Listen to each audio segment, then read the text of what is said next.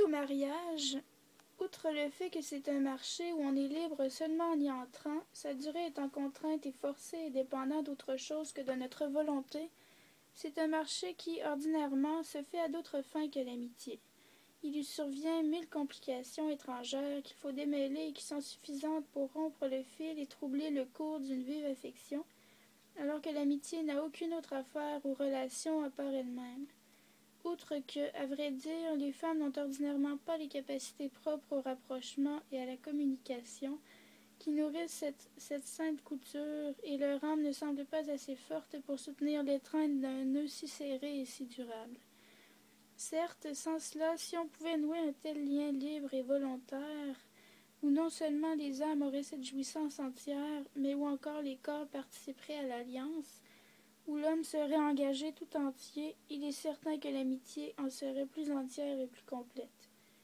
Mais il n'y a aucun exemple qui montre que ce sexe a pu arriver, et il en est exclu par les écoles de philosophie anciennes.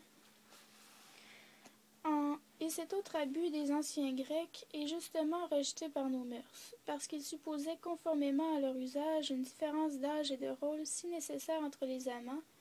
Il ne correspond pas non plus assez à l'union et à la convenance parfaite qu'ici nous demandons. Qu'est-ce en effet que cet amour d'amitié?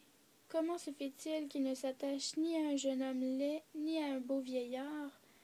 Car à la lumière de la description qu'elle en fait, l'Académie ne me désavouera pas, je pense, de dire de sa part que cette folie amoureuse inspirée par le fils de Vénus dans le cœur de l'amant, à laquelle il permet tous les gestes insolents et passionnés que peut produire une ardeur immodérée, avait pour objet la fleur d'une tendre jeunesse et était par conséquent seulement fondée sur une beauté externe, image trompeuse de la beauté qui se rapporte à la génération corporelle, car elle ne pouvait se fonder sur l'esprit qui ne se montrait pas encore, puisqu'il n'en était qu'à sa naissance et avant l'âge de germer.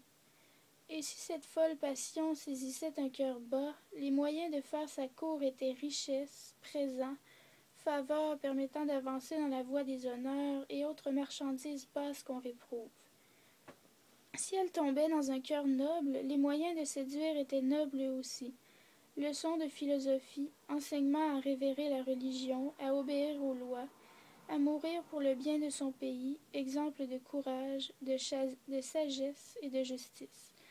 L'amant s'efforçait de se faire accepter par la gentillesse et la beauté de son âme, celle de son corps étant fanée depuis longtemps, et il espérait par cette relation spirituelle établir une alliance plus solide et plus durable. Quand ces démarches amoureuses réussissaient, alors naissait chez l'aimé, au moment convenable, le désir d'une fécondation spirituelle par l'entremise d'une beauté spirituelle, car les qualités qu'on ne requiert pas de l'amant, qu'il soit patient et qu'il fasse preuve de discernement dans son entreprise, on les requiert scrupuleusement chez l'aimé, puisqu'il lui fallait juger d'une beauté interne, difficile à connaître et à découvrir. La beauté spirituelle était ici la principale, la corporelle était accessoire et secondaire, ce qui était tout le contraire de l'amant. Pour cette raison préfère-t-il l'aimer, et montre que les dieux aussi le préfèrent, et il reproche grandement au poète Échille d'avoir donné le rôle de l'amant à Achille, qui était dans la première verdeur imberbe de son adolescence et le plus beau des Grecs. De cette relation qui engageait toute la personne, la partie supérieure et la plus digne jouant son rôle et remportant sur l'autre, ils disent qu'il en découlait des fruits très utiles pour la vie privée et pour la vie publique, qu'elle faisait la force des pays qui en recevaient l'usage et qu'ils étaient la principale défense de l'équité et de la liberté. Les amours salutaires d'Harmodios et d'Aristogiton en sont témoins. C'est pour cette raison qu'ils la qualifient de sacrée et divine, et il n'y a, d'après eux, que la violence des tyrans et de la lâcheté des peuples qui lui soient contraires.